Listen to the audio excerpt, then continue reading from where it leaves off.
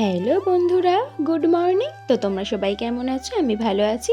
আজকে তোমাদের সাথে আমার মাটন রান্নার রেসিপি শেয়ার করতে চলে এলাম। তো মাটন রান্নার জন্য আমি আনাজগুলো কেটে নিয়েছিলাম, তারপরে এই যে আদা রসুনটাকেও বেটে নিলাম।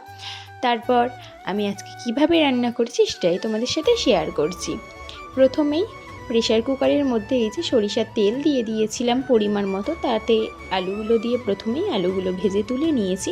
তারপর ওই তেলে একটু গোটা গরম মশলা আর শুকনো লঙ্কা ফোড়ন দিয়ে পেঁয়াজগুলো ভেজে নেব।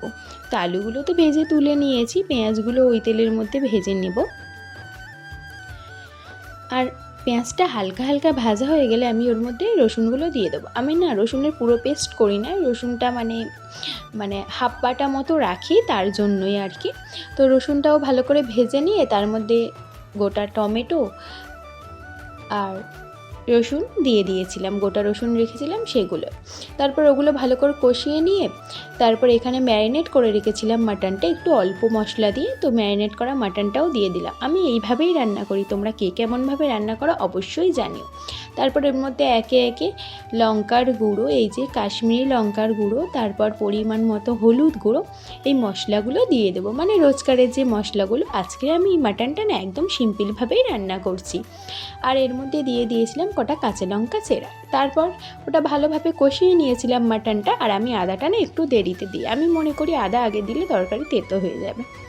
তো আদাটাকেও দিয়ে কিছুক্ষণ নেড়ে চেড়ে নিয়েছি। তারপর এই যে জল দেওয়ার পালা এসে গেছে, তো কিছুটা জল দিয়ে দিয়েছি, বেশি জল দেব না।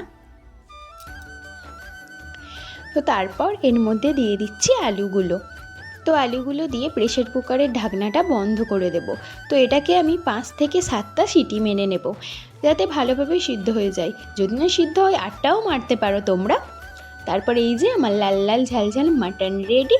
এবার এর মধ্যে আমি দিয়ে দেব শাহি গরম মশলা। আমি এমনি গরম মশলা ব্যবহার করি না, আমার মনে হয় শাহি গরম মশলা দিলে স্বাদটা আরও দ্বিগুণ হয়ে যায়।